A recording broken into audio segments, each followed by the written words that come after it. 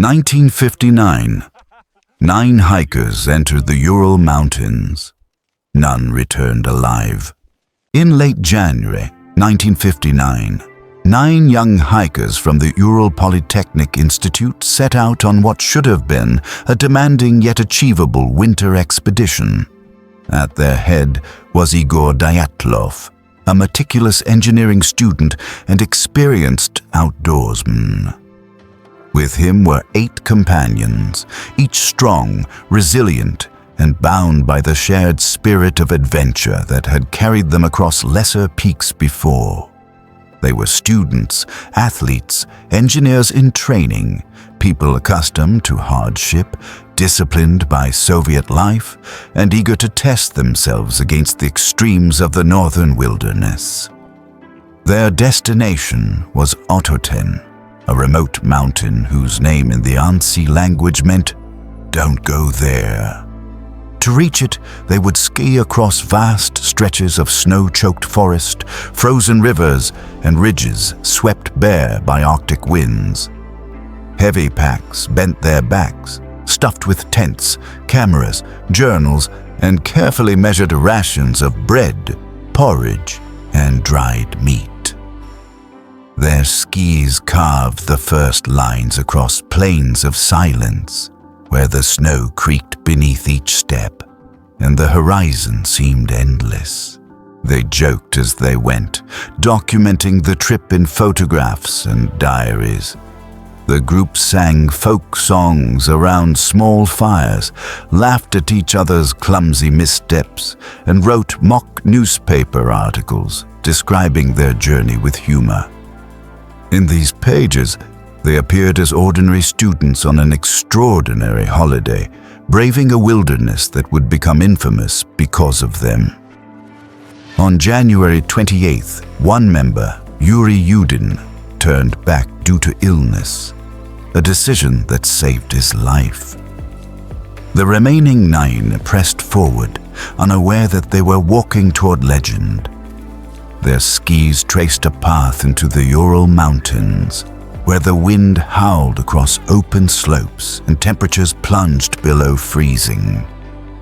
None of them knew that the snow they camped upon would one day conceal their story in silence and ice.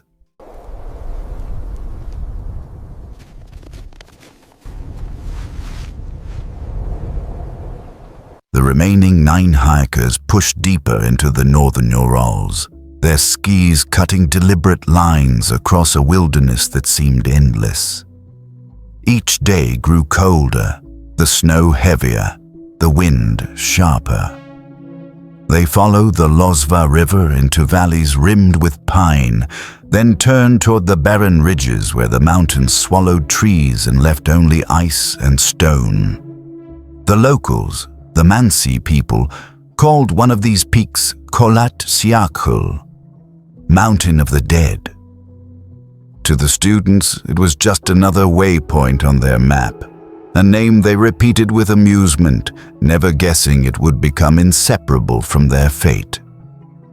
Igor Dyatlov, precise as always, measured bearings and noted progress in his diary. His companions recorded the journey with photographs, each frame capturing laughter, exhaustion, or the frost that crusted their eyebrows. They joked about hardship, wrote mock headlines for a fictional newspaper, and sang folk songs that vanished into the wind. Yet conditions worsened. Blizzards rolled across the ridges, blinding white sheets that erased sky from ground. The temperature fell below -25 degrees Celsius. Snowdrifts buried trails overnight, forcing detours that sapped strength. The hikers' rations grew harder to prepare. Bread froze solid, stoves sputtered in the wind. At night, they huddled inside their canvas tent, bodies pressed together for warmth, the storm battering the thin walls. Still, diaries show their spirits remained strong. On January 31st, they began their final push toward Ototen, but weather forced them to set camp on the slopes of Kholat Syakhl itself. Dyatlov's last diary. Entry notes snowstorm conditions, poor visibility, and slow progress. Photographs from that day show exhausted but smiling faces, skis planted in the snow, and a tent pitched against the rising gale. They could not know that this camp would become their last, that history would one day return here, not to celebrate their achievement, but to sift through the silence they left behind.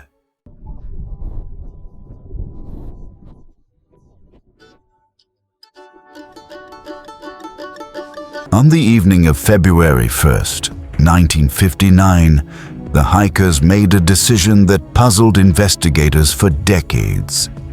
Rather than descending into the sheltered valley below, they pitched their tent high on the exposed slope of Kolatsiakul. Perhaps it was a matter of pride. Dyatlov wanted to practice camping on difficult terrain.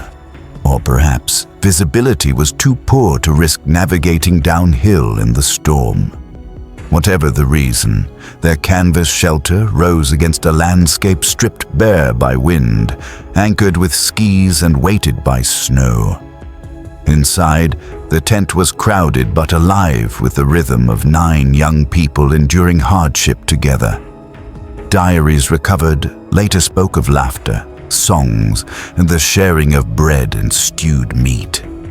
Someone played a mandolin, strings buzzing faintly beneath the howl of the gale. Boots and parkas hung from lines, drying by a small stove that glowed faintly. Despite exhaustion, they still found energy for humor, writing mock newspaper entries about the Club of Hikers and its epic battles against cold and hunger. Their journals reveal not fear, but resilience, the spirit of students who believed this night was only another story to laugh about later. Outside, the storm scoured the slope. The snow hissed like sand, and gusts rattled the canvas with the sound of distant gunfire. Still, the tent stood, a fragile island of warmth and fellowship. Photographs taken that evening, later developed from frozen film, show smiling faces, ice-crusted beards, and a group that, though tired, seemed unbroken. No one could know that these images were the last trace of their living presence. The diaries stopped here, the photographs too. The next day brought only silence. Whatever followed in the night remains unwritten, buried under snow, and whispered only by the wind that still sweeps across the pass.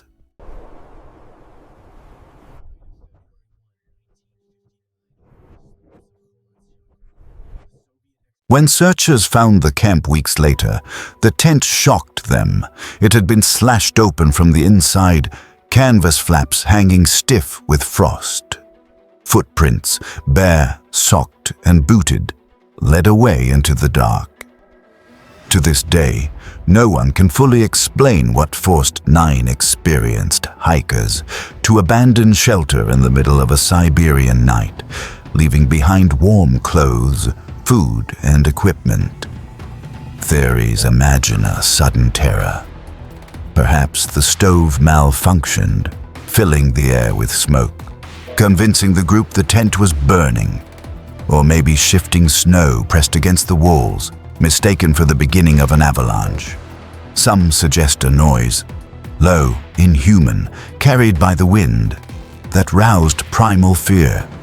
Whatever it was, panic ruled the moment. They cut their way out rather than untie the entrance, desperate to escape faster than reason allowed. In the snow, their tracks told a disjointed story. Some walked calmly, others staggered. The prints led down slope toward the shelter of the forest. Yet in temperatures below -25 degrees Celsius, without boots or coats, each step was a bargain with death. Imagine the wind slicing through wool shirts, the snow biting into exposed skin, the mountain's silence broken only by hurried breathing and the crunch of fleeing feet. The hikers scattered, regrouped, scattered again. Some huddled beneath a cedar tree, tearing branches for firewood, while others tried to climb back toward the tent. But that night, the pass gave no mercy. The decision to flee had already sealed their fate. What happened inside the tent? What sound, what pressure, what unseen hand remains one of the mystery's central riddles. The cuts in the fabric, sharp and deliberate, stand as mute testimony to fear, sudden and unanswerable. And the wind, still prowling across the ridge today, seems to repeat the same question. What drove them out into the night?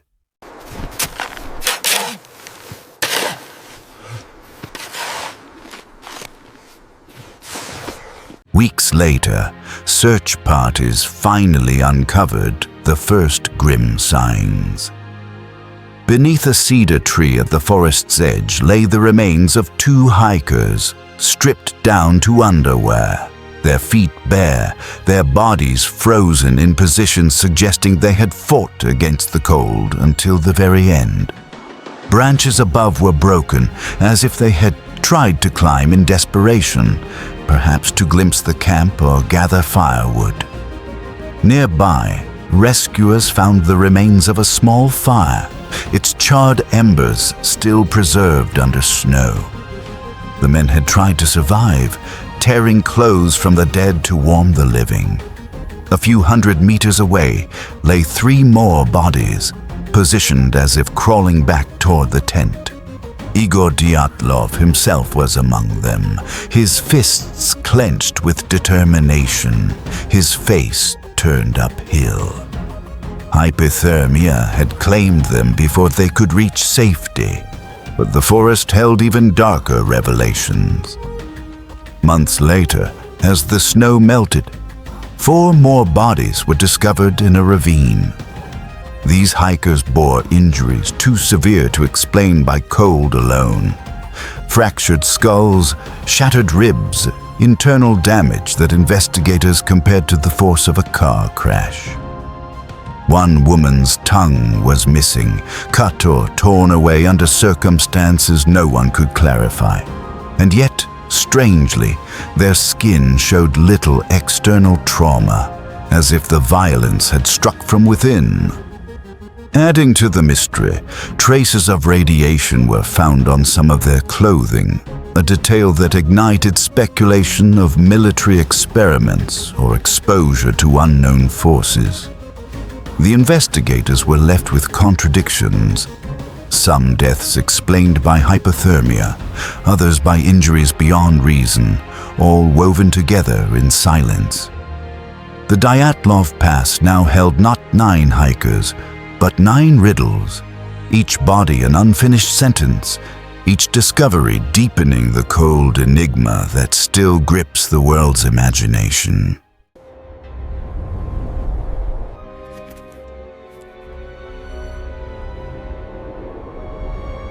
From the moment the bodies were returned, the Dyatlov case became a riddle that demanded explanation. The simplest theory was avalanche. Sudden snow pressing against the tent, forcing the hikers to flee in panic. Yet investigators found no telltale signs, no displaced mounds, no burial of equipment, no broken ridgeline. The tent still stood, half buried but upright, and their footprints remained visible, a trail that an avalanche should have erased. Others pointed to katabatic winds, violent downward gusts capable of flattening tents and striking terror in even seasoned mountaineers. Such winds could have mimicked the signs of an avalanche, convincing Dyatlov's group they were in mortal danger. But critics asked why experienced hikers would not regroup once the slope proved intact. More sinister theories emerged. Soviet secrecy during the Cold War fueled speculation of weapons testing, parachute mines, rocket blasts, or chemical exposure. Some recalled strange orange spheres in the sky reported by locals that winter, lights that could have been experimental flares, or something less earthly. The radiation found on certain clothes deepened suspicion, though skeptics noted that uranium mines and luminous equipment were not uncommon in the Soviet Union. Whispers of murder also surfaced. Could Mansi hunters have driven them out, punishing trespassers on sacred land? Yet no tracks, no weapons, no evidence supported violence from outsiders. Others imagined a fight within the group, but the harmony of their diaries and the even spread of injuries argued against it. Then came the most fantastic speculations.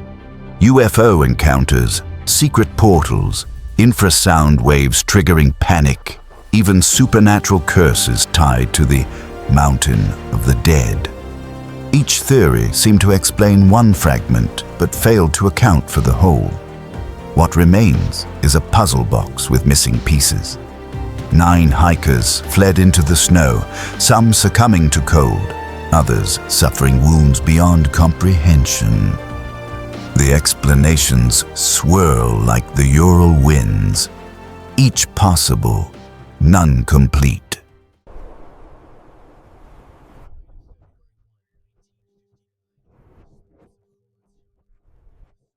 Today, the Dyatlov Pass Mystery endures as both tragedy and legend. Hikers retrace the route each year, skis crunching across the same frozen slopes where 9 young adventurers once marched. At the site of their last camp, a memorial stone bears their names, simple inscriptions that cannot capture the questions their deaths left behind. The wind still howls over Kolatsiakul, carrying the same merciless cold that forced the group from their tent. For decades, investigators reopened the case, each time hoping for clarity. In 2019, Russian authorities concluded that a slab avalanche may have startled the hikers, prompting a desperate flight. It is a theory that answers some details. The tent's sudden abandonment, the injuries from heavy snow, but fails to explain others: the radiation, the missing tongue, the precision of panic. Theories continue to multiply, and each seems to collapse under the weight of the details.